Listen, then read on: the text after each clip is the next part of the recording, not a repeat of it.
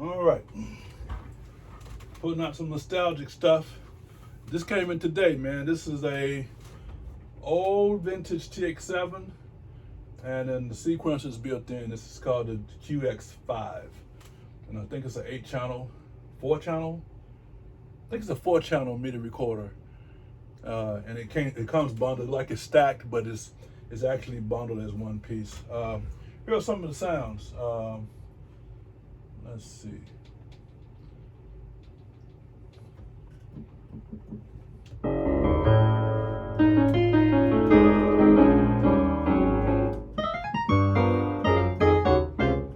Right?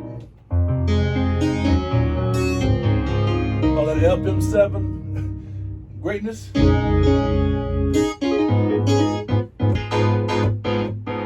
Here's a nice Rhodes if I can find it. That's nice. It's a Wurlitzer.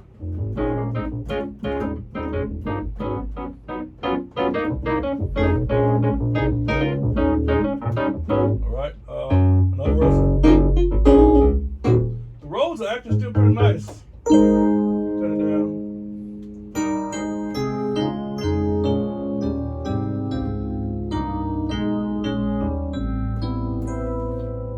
That's Rev Rhodes, Chicago.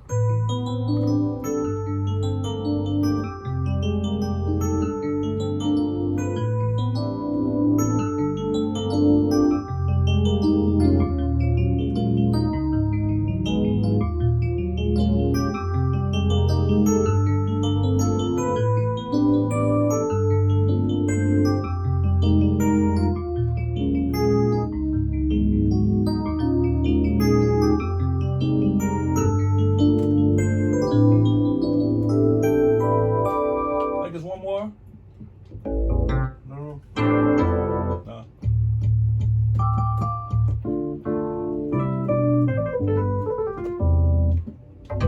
I have to figure out how to load some more voices. Like it only has two boxes of two banks of 32, and their bass is the same.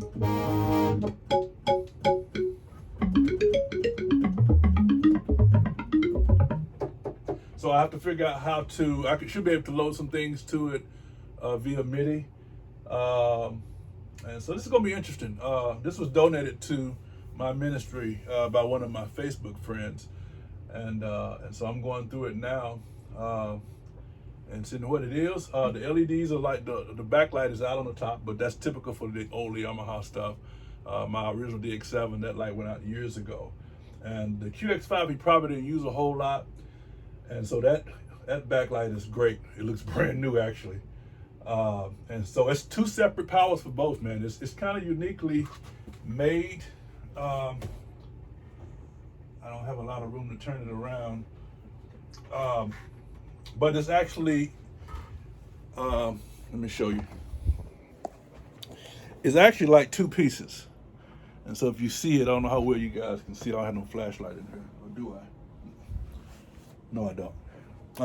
Maybe not let me turn it around. Let me see. No. So basically, this is one unit. I guess you guys can see that.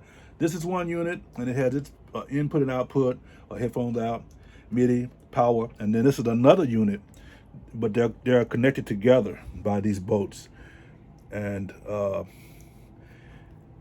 so they're, basically one piece, which is how they did stuff back then, because it's MIDI, it's the module and the sequencer built together. So it's an interesting piece. I've never played out of these modules. I've seen them. Sorry about that. So yeah, so it has some sounds. I got to go online to see if I can find how to load more, or found how to load the sounds I would actually use. So this is actually messing with me because now I want to pull out my DX7s. I don't know what I did with the cartridges. I got them somewhere, maybe in storage. For the original DX7, I think I had 3. And for the new DX7, I think I had 2, and I had a RAM. And I've stored some sounds. In fact, I had more than that for the original. Some of it I gave it away. When I sold my original DX7, I gave those cards away, but I did inherit, I think, another two, plus the RAMs. I got to find it, but anyway. I used to go out to with the Harding computers? No, Dan's Music. And I used to get all this stuff. I take all of my little RAM cards out there and load that stuff up, save it, and that's how I used to transfer. I know Dan's don't even exist anymore.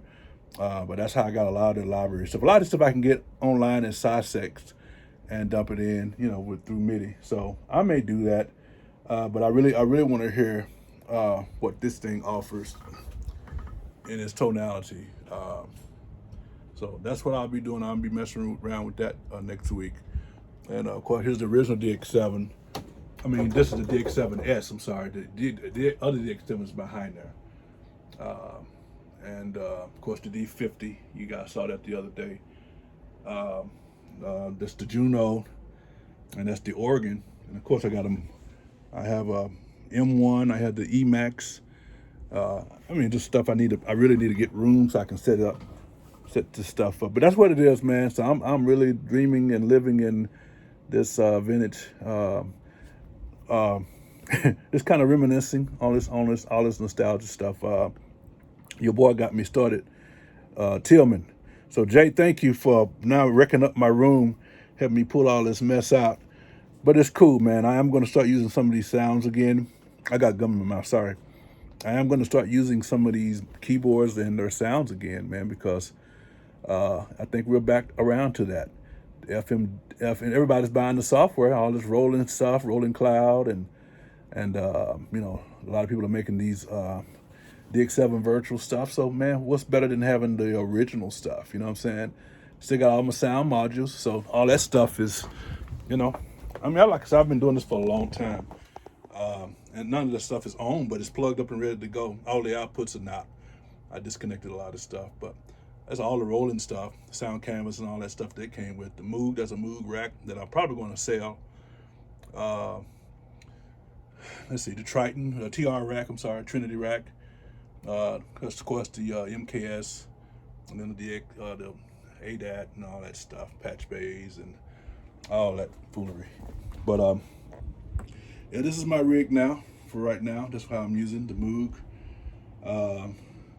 the Sledge, which is the Studio Logic piece, the Motif, which controls pretty much everything. This piece here, and then when I'm cutting organ, excuse the rag and all that stuff, I was doing a little dusting. When I track organ, I'll track it from here. I do have the pedals still right there, and I'll move those later. So that's what we're doing in a nutshell. So all right, God bless. Got a lot of cleanup to do. All right, later.